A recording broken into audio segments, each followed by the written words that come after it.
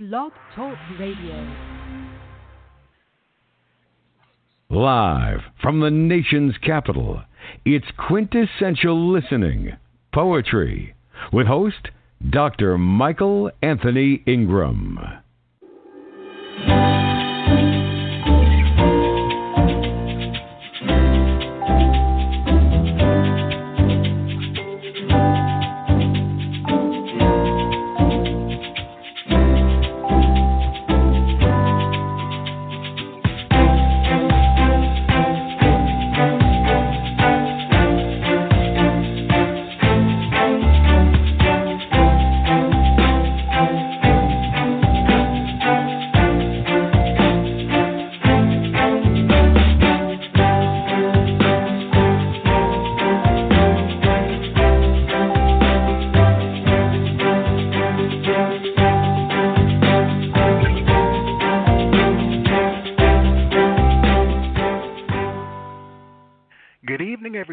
Michael Anthony Ingram, and welcome to Quintessential Listening Poetry. I'm here tonight with our very special guest, Indran, Amirthanayagam. Indran, are you there? Yes. Thank you very much, Michael, for inviting me. You're more than welcome. I'm glad you're here. Let me ask you a question. What is poetry?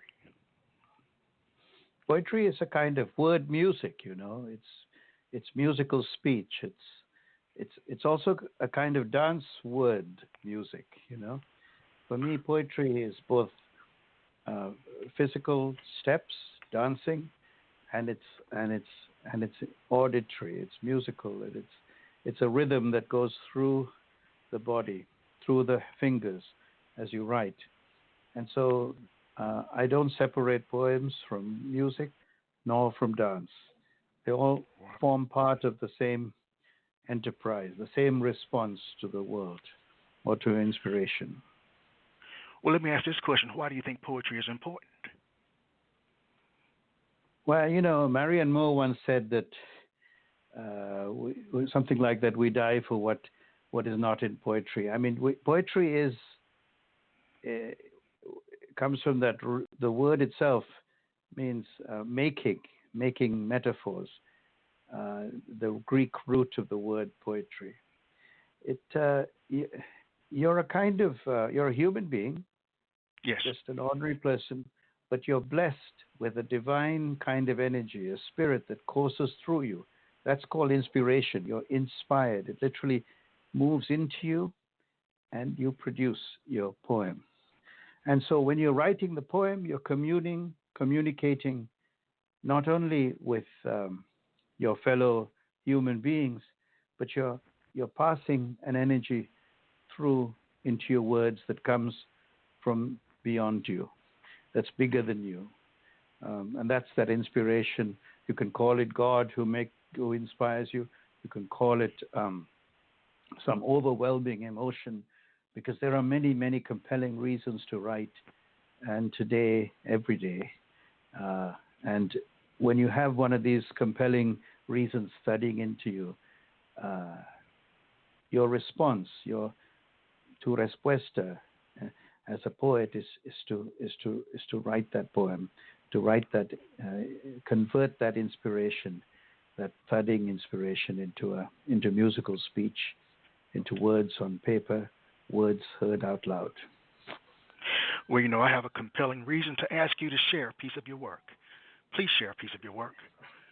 I would be happy to do that. I'm going back in time now to my very first book, which was called The Elephants of Reckoning. The poem is called Kiss. Kissing your lips, I try to forget roses or the fruit of palmyra trees, sweet and strong. Tongue lolling upon tongue, heart beating against heart beating. These are my words signifying our human bodies, which poetry does not capture. The absolute desire I have to kiss your lips on this hot and sunny afternoon. I do not know how much longer I can walk about the garden kissing roses, or perambulate the toddy tavern of my dreams, where black faces and white toddy mix in black and white memories of Jaffna, Sri Lanka, my Tamil country, far away, on an island across the sea, far away and far away, the palmyra fruit and your lips. To drink toddy now, to kiss your rosy lips now, to uproot the roses in my garden and offer them upon my tongue now, to fly to Sri Lanka and grab the last fruit on the tree before history throws the Tamils into the sea, as it said it will do.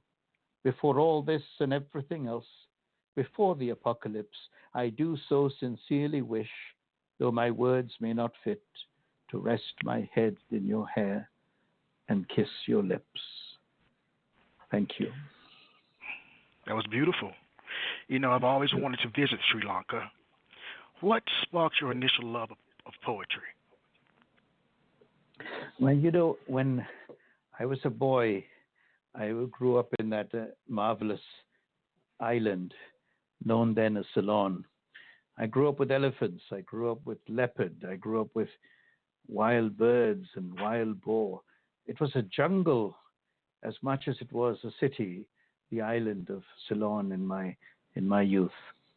Mm-hmm. And I remember going hunting with my grandfather into the bush. And, you know, they say the hunters were the first environmentalists, you know, and you learn a lot about the natural world.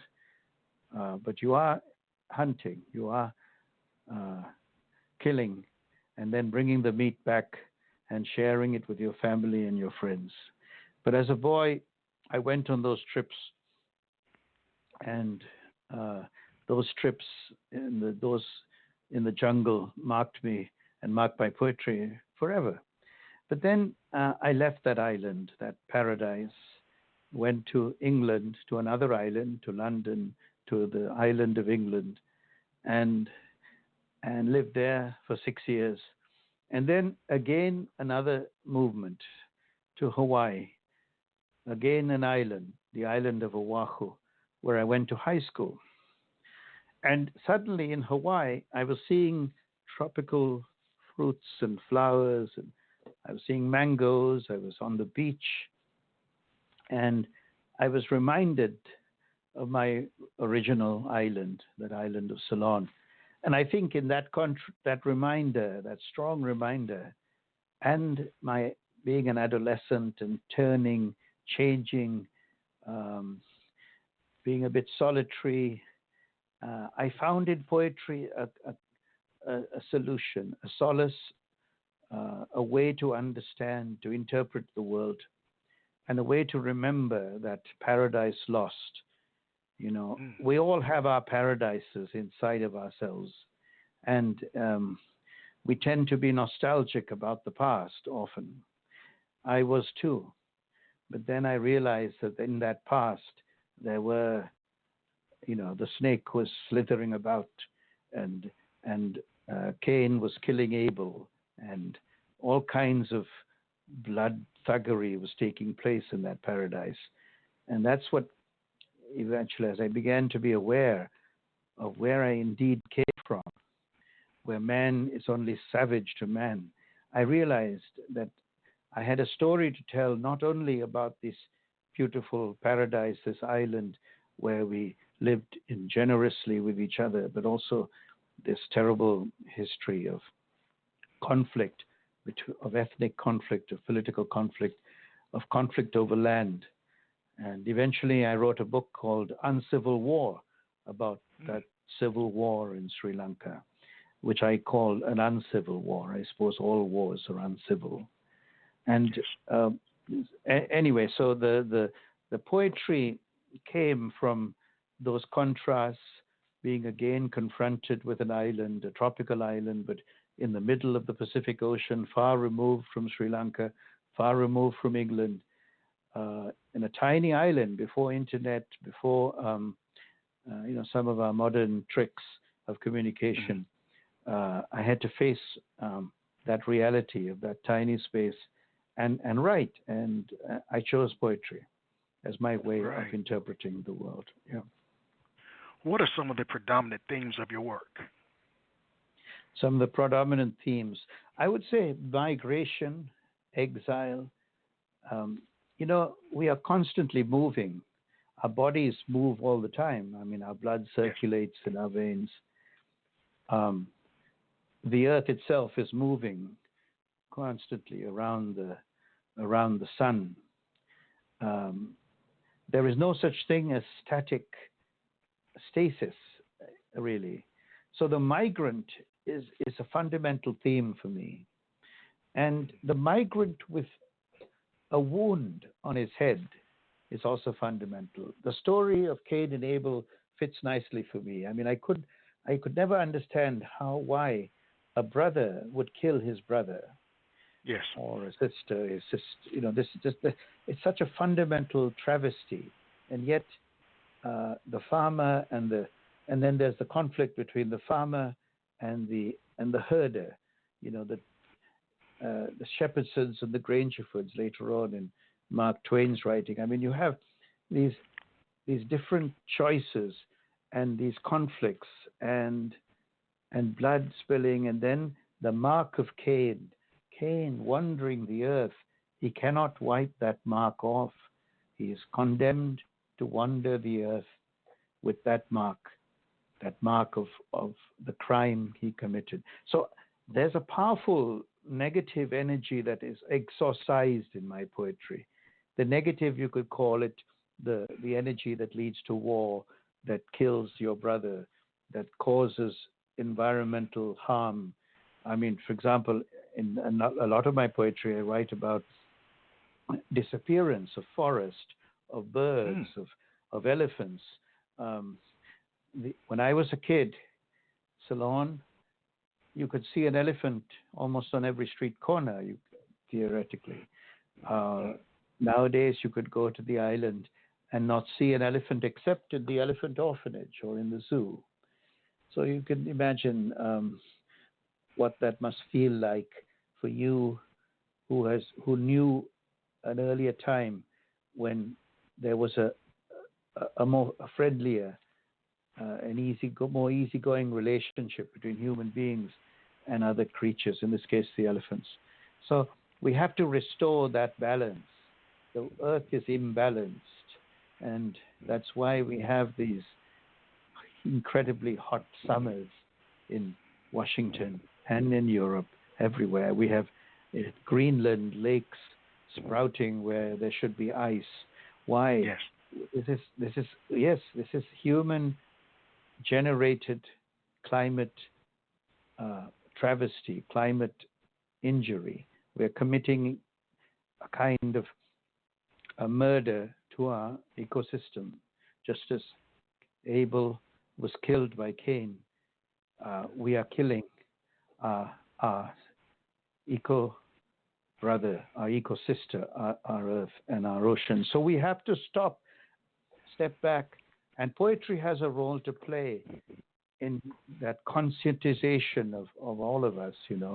Just what is a poem? It's a celebration of life, ultimately. It's a celebration of relationship to God. It's a celebration of love. Love your neighbor. What a basic principle to live your life by. If we could just adopt that principle in our daily lives and in our weekly lives and in our yearly lives and in all our actions, if we could live truly to that very powerful idea and let that idea inform our poems and our friendships, we can stop this violence, this hatred. And we have to take practical steps also to stop the hatred. I mean, such as eliminating these websites where these hateful manifestos can be placed. I mean, I'm talking to you just after two enormous tragedies in the United States, in Dayton and in El Paso. And, I found myself sad, like all of us, thinking about those ordinary people going to the Walmart, doing their Saturday shopping, and finding themselves shot, killed by this monster. Well, we don't have to accept that. We have to respond, and as poets we respond And as politicians, we can respond. As lawmakers, we can respond. Well, let me I ask have this a question. poem. Go ahead. Yeah. Yes. Have you had an opportunity to write a piece about what has happened in terms of the tragedies in El Paso and Dayton? Yeah. Finally, at the end of the day yesterday, I wrote something. I called it The Spared, and I'd be happy to recite it for you. Yes, please. It's a very raw piece. It goes like this. The Spared. I've been wrestling with the devil throughout the day. No news of one friend. Another wrote to express solidarity with all who read his post. My fingers are stuttering.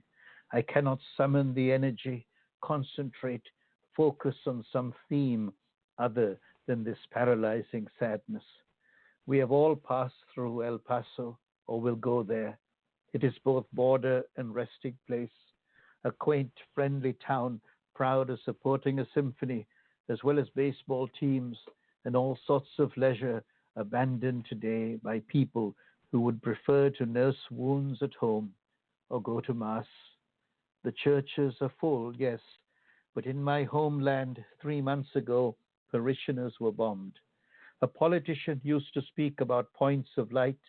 Today, citizens of Ciudad Juarez are lighting candles in solidarity with cousins in El Paso. But I don't feel the heat or see the light.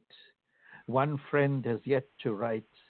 I'm hoping that the long silence between us means simply that she has not seen the message.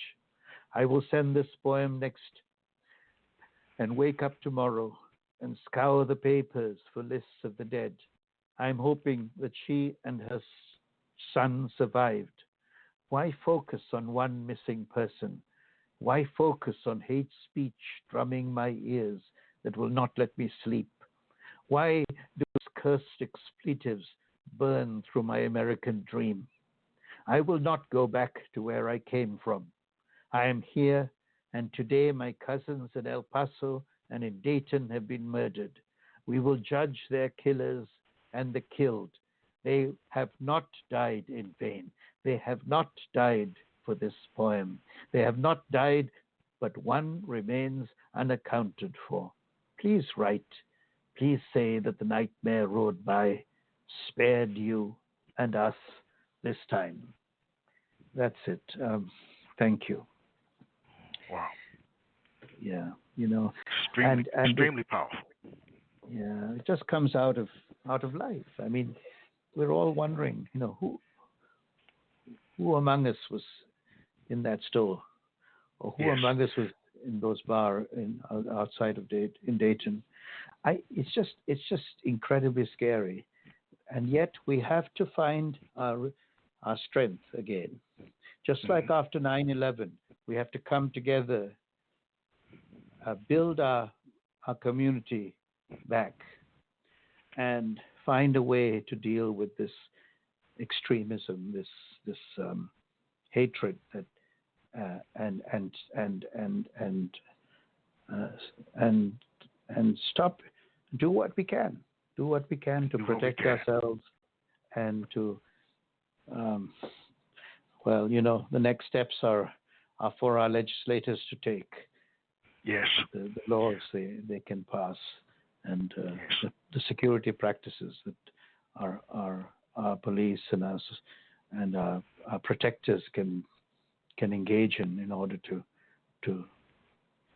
restore order, right? I agree 100%. Let's take a brief break and we'll be right back. All right. Thank you.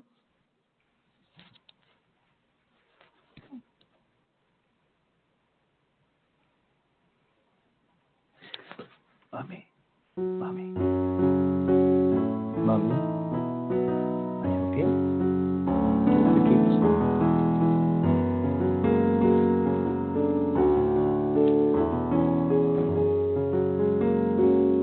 Do you want to keep listening? You can. No, not yet. Okay. Great.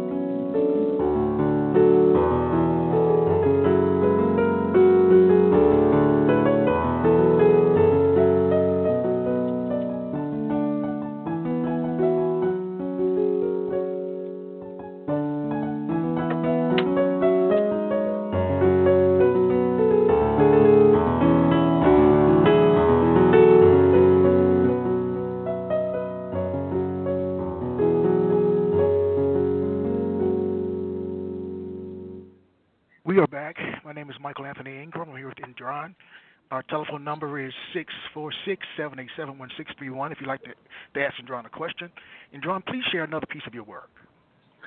Would love to. Let me try something a little different. I'm going to read one of my poems in Spanish, and then I'll read a translation of it into English. This is from a book called Ventana Azul, which means blue window. And I'll read it first in Spanish. Poem is called Viaje, or Trip.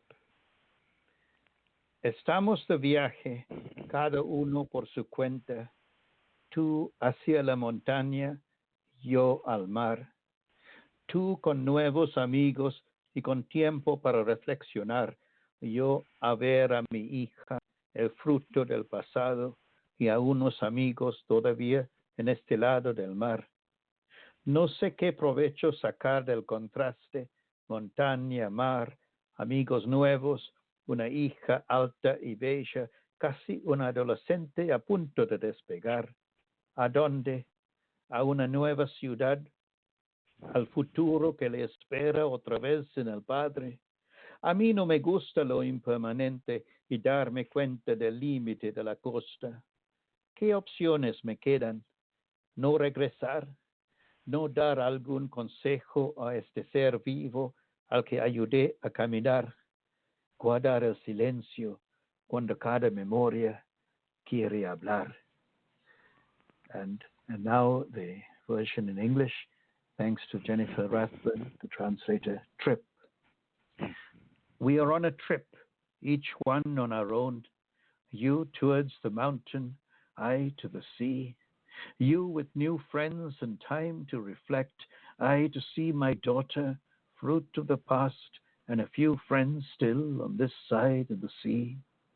I don't know how to take advantage of the contrast, mountain, sea, new friends, a tall and beautiful daughter, almost an adolescent, ready to take off. Where to? A new city? To a future that awaits her again without her father? I don't like the impermanent and realize the limit of the coast. What options are left for me? Not return? Not give some advice to this living being whom I helped teach how to walk? Keep silent when every memory wants to speak. Thank you. Wow, another touching piece. Tell you. us about your process. Is it pen and paper, computer, notebooks? How do you write? Well, it's been pen and paper, but it's often now writing notes in a phone and then transcribing them onto the computer or writing directly onto the laptop. But I have notebooks, and I do occasionally write initial drafts in them. And I'm a little nostalgic for that. I think I'll go back to notebooks and pen and paper in a sense, because there's something about the physical act of writing out the word that gives some kind of texture to the word and strength to the word and flexibility to the word. I don't know. It's something very instinctive when you actually write out the word, as opposed to type it out. Or I don't use dictaphones. I don't speak the poem and record it and then transcribe it. I hardly ever do that. So my usual method is, yes, writing on the computer, laptop, or on the phone. But I am nostalgic for returning to the page, returning to the notebook. Do you have a special place that you write? Not really. I write all the time sometimes, when I'm inspired. Right. And so I write at home early morning, often, or late at night. I write sometimes during the day at work, which I shouldn't. But sometimes I'm overwhelmed by the poem, and I try to, and I can't help but write at least some notes down and then finish it later. So I've been lucky in a sense to be blessed to be a fairly fecund imagination and writing quite often. it can be a little crazy. I mean, you write obsessively, and I mean, it's not a competition. There's no rule that says you should write one poem a day or 6 poems a day or 0 a day. But it's a physical exercise as well as a mental exercise, as well as an emotional exercise. All of those things. And I think finally it's a liberating exercise. So when I write something like the poem I wrote late last night after the killings in El Paso and Dayton, it's a sad story, but it's also a cathartic experience. I write the poem and I feel somehow a little better having written it down, being able to put the emotion into musical speech of some kind, or phrases that perhaps will speak to a reader. I mean, I sent the poem afterwards to some friends. I sent it to a magazine too. I'll wait to hear if they publish it. But the point being that I don't believe the poem should end on the page. Yes. It's essential for me to share the poem, whether it's with friends through email or reading it out at a reading, and of course publishing. But it's a community business. Once the poem is written, it becomes part of the community. The word politics comes from polis, which means community business. And for me, poetry is very much community business, So you write the poem if you're a poet. If you're a painter, you paint. Different ways to respond to reality. But we have to question respond. for you. Question, what makes a poem good? The words good and bad are very broad and imprecise terms. I suppose a poem that is good is one that moves you somehow to action, or makes you cry or weep or laugh. It results in some kind of an emotional, intellectual reaction, and almost a physical reaction when you're laughing your head off, because of something. I mean, I remember the great poet, Chilean poet Nicanor Parra. When I first met him, he drew a little drawing for me, and he put at the bottom of the drawing, "Cada uno fracasa a su manera." Everybody fails in his own way. I thought that was hilarious, I mean, everybody's going to fail in your own way. So I thought, agree. I just was. So that's Nicanor, and so I think that's what I mean by a good poem. I guess a poem that moves you, that gets you thinking about deep or even light things, that it takes you away from the sad reality and gets you dancing. I mean, I remember when I was writing the poems about the civil war in Sri Lanka, I also wrote poems about the World Cup in 2010. They were kind of, the football poems, the soccer poems were kind of antidote to the war poems, I understand. So to each his own. But there is something I think that we can say is works as a poem and something that doesn't work. I mean, for example, if you look at a phrase, you can say the phrase is fresh or lively, or it moves you, or you can say it's flat or it's dull or it doesn't, or it's hackneyed. You can make those kinds of judgments in revising your work, and I think that's why it's helpful to share your work and get people to give you their opinions, and then it becomes a collective exercise in shaping the poem. But it's a good exercise, I mean. So you belong to a community of writers? I do. I mean, what was that Groucho Marx line about a club that if you would have me as a member, then no. But I mean, I belong to a community of writers. I mean, even if they don't want me, I'm there. I'm in your face. I'm writing every day, and you can't deny me. I mean, and sometimes people try. I mean, they say, Indran, I mean, please don't send me a poem every day. Just hold off a bit. But no, we all belong to a very broad community of writers in different languages. Around the whole earth is a community of writers. But yes, we have our groups. I think groups are good. They strengthen bonds. And so here in the DC area, I'm part of the DC Poets, and I actually work with an organization called DC Alt, District of Columbia Association of Literary Translators, and we celebrate literary translating and organizing events to celebrate the art of translating, which is something essential. I mean, I read Neruda first in the translations of Alistair Reid. Without those translations, I would not have, until I learned Spanish later, I would not have been able to appreciate the artistry of that great poet. So translation is critical.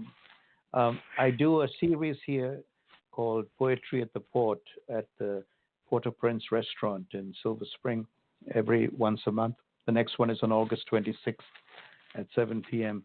And it's a celebration of the word. It's spoken word. It's an open mic. It's also featured poets. And it's a lot of fun, and it's a community exercise. People are coming every month, sharing their work. It's a good feeling when you get something going and people like it and they like to share their work. And one of the nice things about that series is we don't say no to any language. So if you bring a poem and you want to read it in Chinese, you read it in Chinese, I mean, yes, because we can appreciate the music even if we don't necessarily understand the meaning, the words. Well, do you think that you were meant to be a poet? I think I was meant to be I don't know about being meant to be a poet, but I did have poetry in my family. My dad was a poet, a very fine poet, and I had a great uncle who was a poet and an editor. His name was Tambi Muttu, and he edited Poetry London during the Second World War in London. So I had those models in the family, and my dad, Guy Amirthanayagam. So when I started writing poetry, I couldn't be denied in a sense. My dad couldn't say, "Oh, go off and be a doctor," or which is what most Tamil families would like their children to be, doctors or lawyers or accountants. But in my case, we had the model of a poet in the family, so it was easier for me to choose that path. Now, I can't say I've made my living from poetry, but without poetry, I don't think my life would have much meaning. I've devoted a lot. I've earned a lot, learned a lot from poetry. I hope I can keep giving back through poetry to the world. Is what my purpose is. Well, please share another of your works. I would love to. Perhaps I'll go to my latest book. This is Coconuts on Mars, and here's a poem my mother. I dedicated to my mother, who is with me here in Washington. And it's a tough poem because it was a period when she fell ill, but she has recovered magnificently. The poem is called Delirious Together. My mum's gone batty, apparently, visiting the thrift shop every day, buying Wedgwood china, silver-plated photo albums, bed sheets, chairs, eyeing a new table for the back. All to be understood, but she wants to give what she buys to her children, already twice grown with kids of their own approaching college. Is this a second childhood, the giver who refuses time? Her brain is unscathed, but the behavior will not conform. Damn you, living within your means. I can walk, I can take the bus, and I can get a fellow to bring the stuff back in his truck. Mummy, one kid calls you cunning, another obstinate, rock hard, but I felt you say I love you very much the day I left in every corpuscle of blood. False alarm too, that departure. I will return, all of us will, from Ceylon, Canada, England, the U.S. of America. Damn exile, damn money, your riotous laugh. Run up the credit cards until the levee breaks. But society, order, the cleaning service will be in charge now, and we will channel the flood keep blood flowing in the skin. Mommy, you were a powerful natural God. 79 years of fight. We doff our hats before your force, your life. We join your laughter now. Thank you. It's very Another special to read beautiful that piece. poem to me.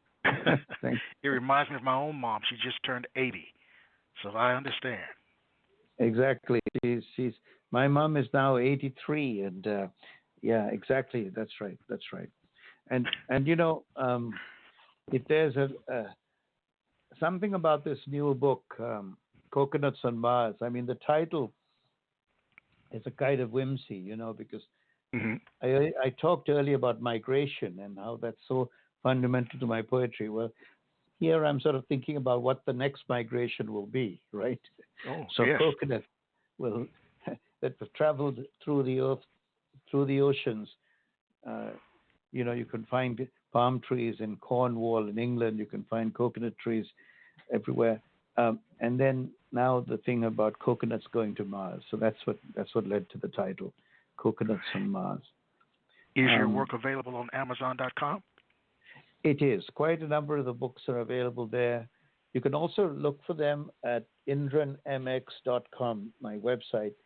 Some of the harder books to find, you could write to me through my website, and I can make some arrangement to get you, if there are any copies available of certain books.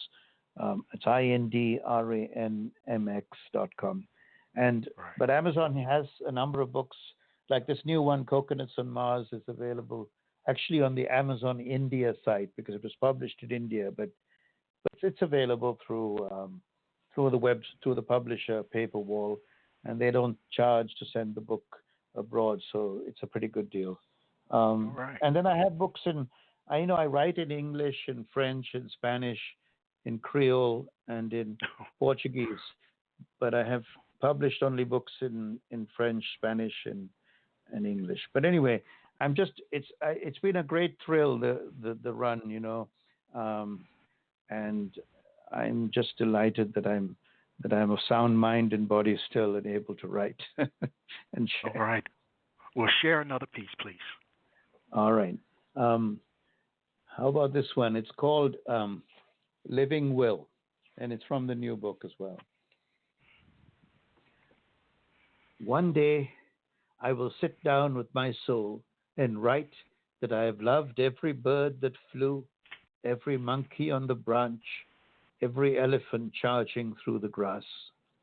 I will say I love you as much as the baby gecko scampering past my foot, the snake rustling under the wood cut and stacked in my yard. I will say I have loved every creature, every song, every turn in the road, and I will be lying with my eyes open and my eyes closed. I am not God.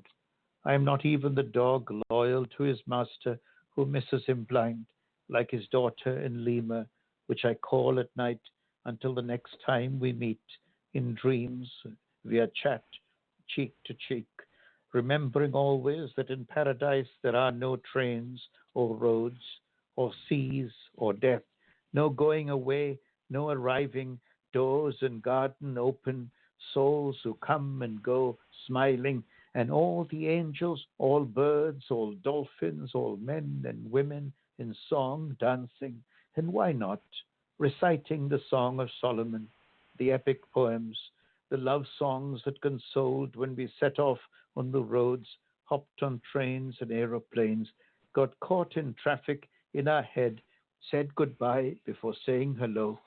Did I know you down there? You were the greengrocer I walked past going to school in London.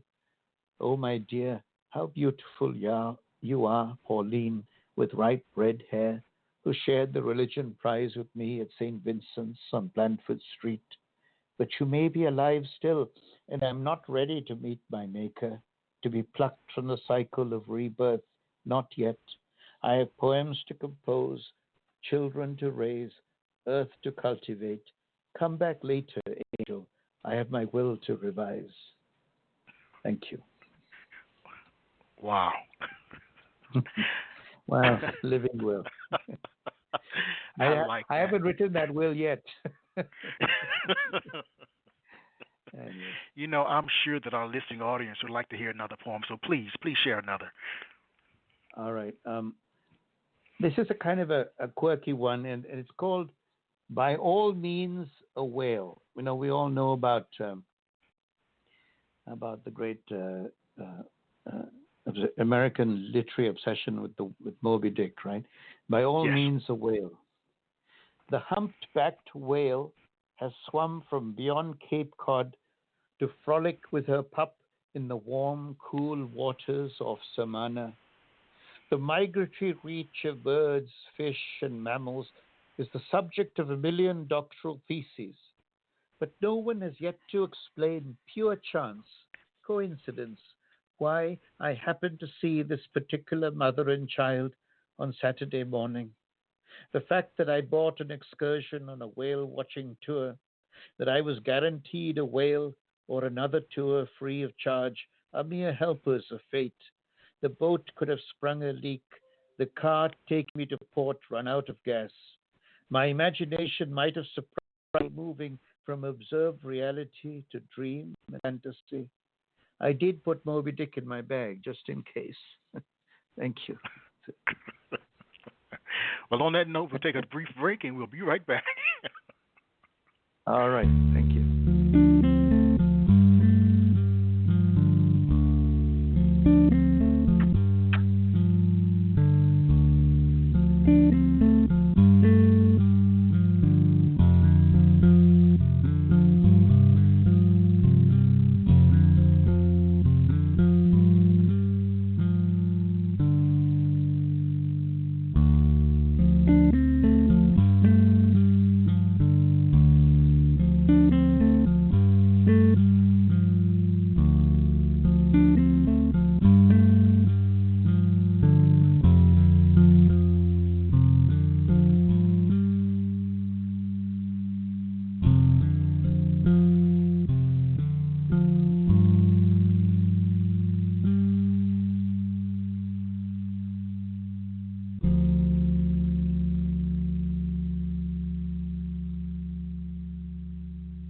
We are back.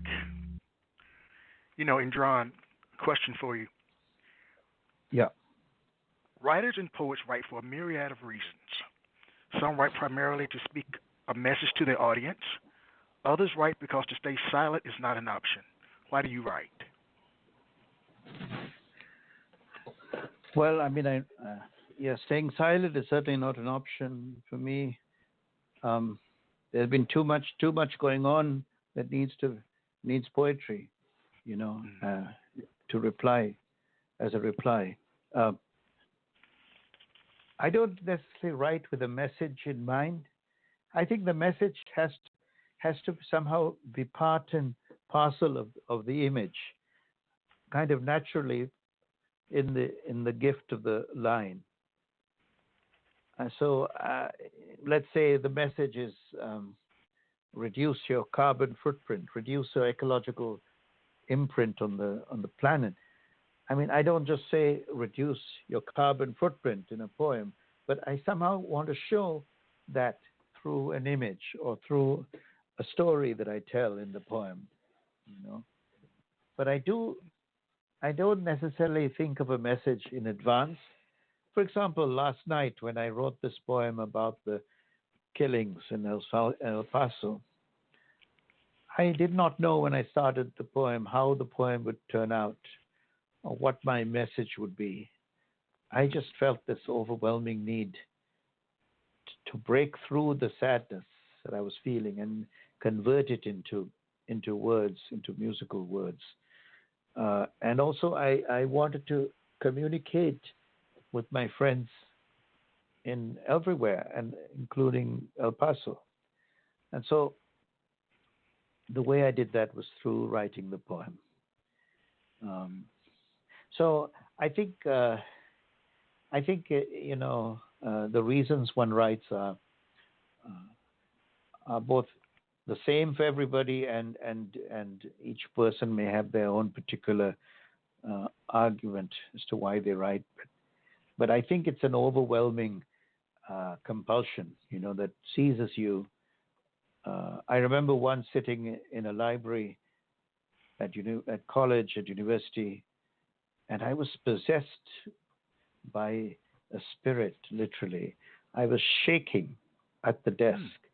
If somebody looked at me, they thought they must have been thinking that I was having some kind of a fit or some kind of because I was shaking with the energy that needed to be translated into words, and I was writing while I was shaking. It's that kind of thing, an electric energy, a spiritual, divine energy that courses through you, and you write. Now, one talks about professional writers, amateur writers. I mean, yes, you can sit down and organize your day and keep yourself, let's say, 2 hours or 3 hours of a day just for writing. And even if you don't get that energy coursing through you, you can still produce something. But it's a discipline too. Yes, it is a discipline, and it's work, and you can organize. But you need that. It's not only that. It's discipline mixed with that inspiration, and you can train your body to be susceptible to the inspiration. I mean, I find I have so much email coming in, or so many things that news items that I want to read, and so on. That takes time, so I have to become very disciplined about organizing my morning when I look through what's out there, to go through it in a way that is satisfying to me, and yet then clear the desk, so to speak, or clear the screen, and the screen is blank, and then I write.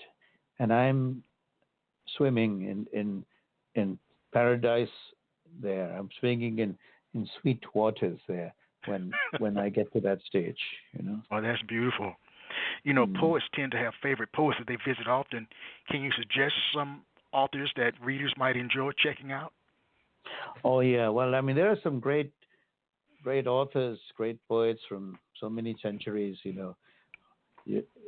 I love in English Yeats's poetry, especially the poems of the Second Coming, poems like Easter 1916, 1919, Slouching Towards Bethlehem, and then this lovely poem at the end of his life called Politics. How can I, that girl standing there, my attention fix on Spanish, on Roman, on Russian politics? That's how it begins. And it's a short little poem that really says, all of this life spent on politics, and it's nothing to love. It's nothing before beauty. It's nothing before that simple joy in that in seeing and feeling love. Well, yes. So Yeats is there. I would love to recommend Kavafi, the Greek poet, and Nazim Hikmet, Hikmet, a great poet from Turkey. I've read both of them in English. Of course, their native languages were Greek and Turkish. You can read them in English or in French if you read French. Wonderful poets. Neruda, some of Neruda, especially the Book of Questions, the 20 Love Poems, the Captain's Verses.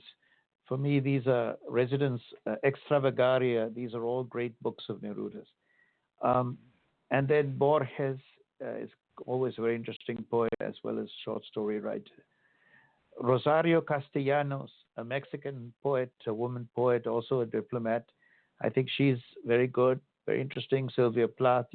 I think a number of these poets people know, Adrian Rich, but it's good to go back to them, if you haven't read them in a while, and then read the new poets as well. I mean, poetry is always in dialogue with its past, So when I write a poem, William Butler Yeats comes and sits down next to me, even though he's long dead, right?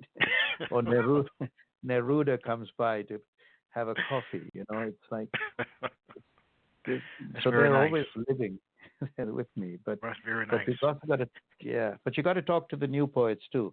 I mean, I don't want to sound like I'm just a reader of what's past.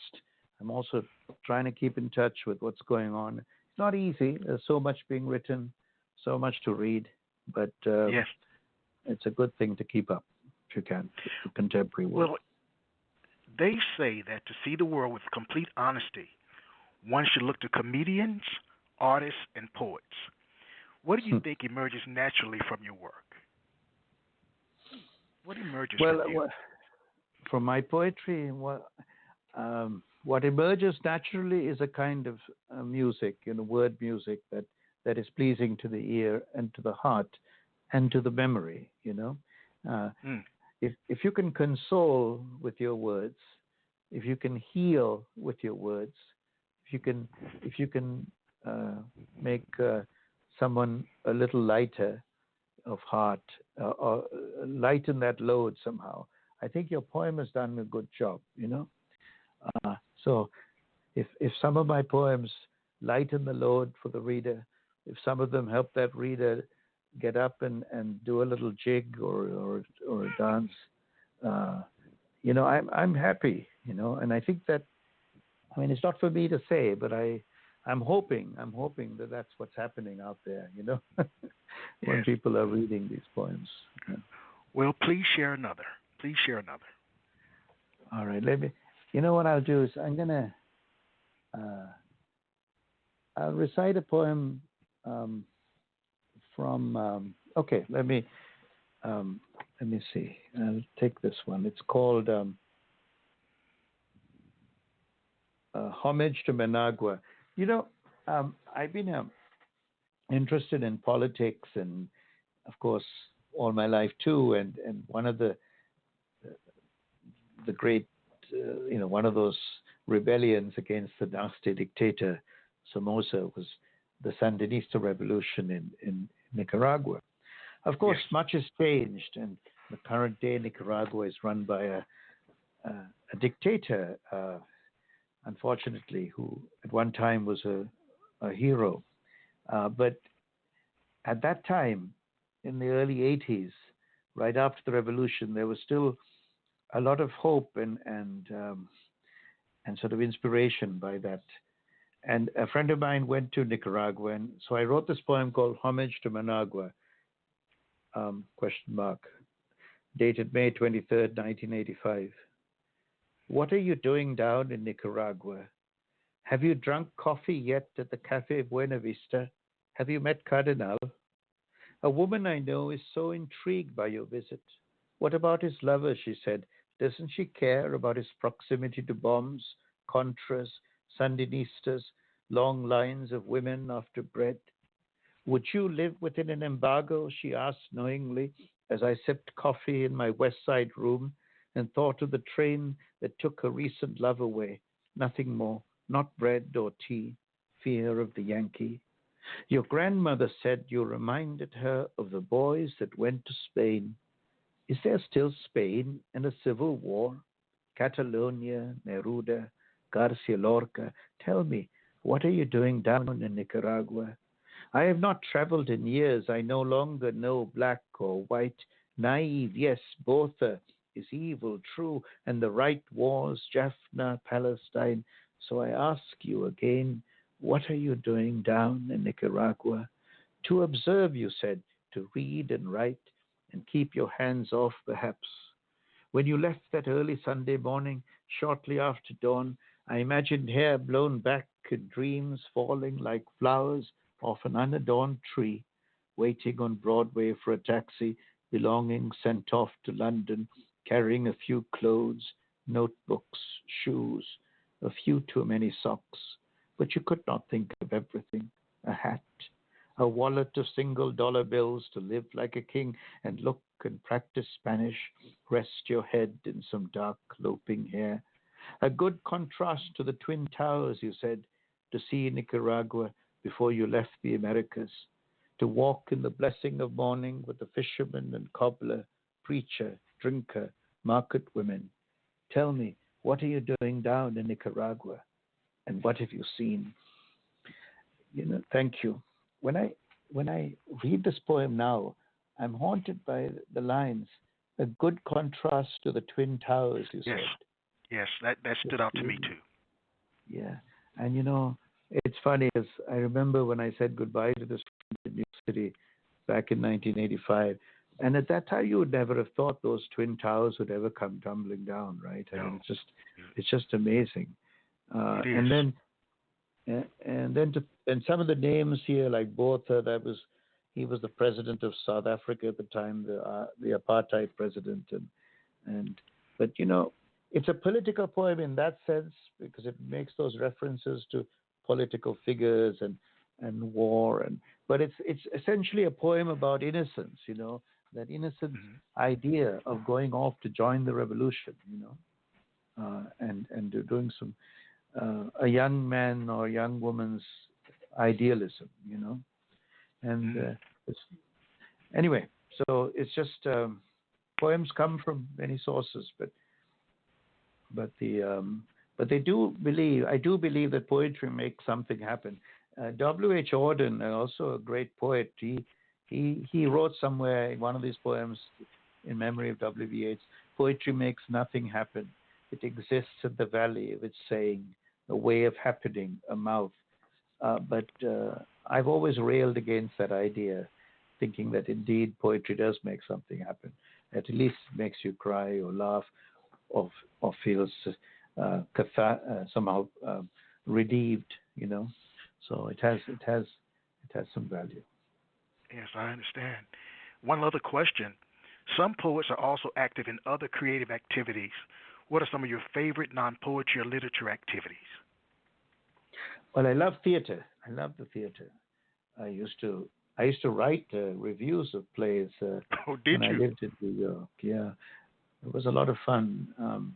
I remember reviewing Mambo Mouth, John Leguizamo's Mambo Mouth, when he Yes, was I first remember that. doing that back in the 80s. Yeah, and I wrote a lovely review, and he wrote me a card thanking me for his review.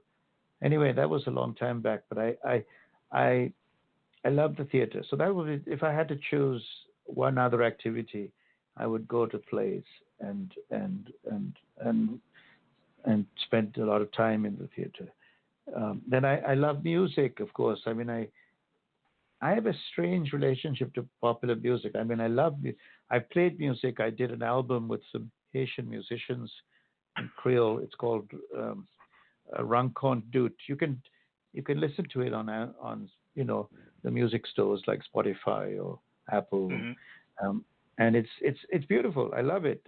We recorded it in a studio in Port-au-Prince. The music is lovely, and the words are simple Creole poems, love poems, nostalgic poems. But I used to be in a punk band many years ago. A punk band too?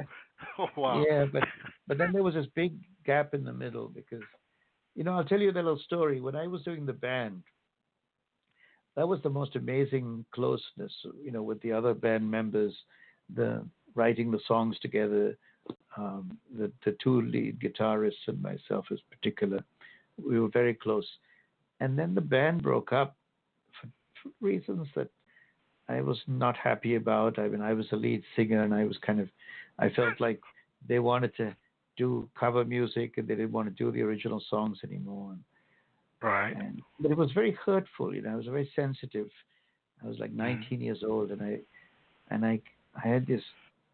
So when the band broke up, then I really then concentrated on this solitary road, the poetry road, writing. But whenever I see like Bob Dylan, when he does puts a band together like in Rolling Thunder Review and brings Allen Ginsberg on board and they're performing together, and I just think that's heaven, So there's a nice. I mean, you can't do everything. There's a value to writing by yourself and producing solid, strong, moving poems, But there's also value to combining those with musicians and dancers and performing together. And so if you can somehow do both, that I think would be the ideal. Well, please Leonard share. We're at Cohen the is a end of good the program. example. Please share one more of your works. Okay. I'll recite something from memory, which it's called "You Must Love," and it goes like this. You must love the land when you leave to build your house on the sea. Love what's lost, the mango tree burning in the garden, the curious noose of the familiar coat of arms. Love the ball turning strong, spinning in a dark, faraway land. Love the tongue you'll never again speak, that wrapped you and bled you and dried up some every day on the other side of the sea. Thank you. You must love. You've been a wonderful guest. Thank Wonderful, you. wonderful guest. You know, when people hear your work, they usually want more, I'm sure. What's next for you as a poet? Well, you know, I'm working on a manuscript which is going to come out next year from Hanging Loose Press in the U.S. I'm excited about that.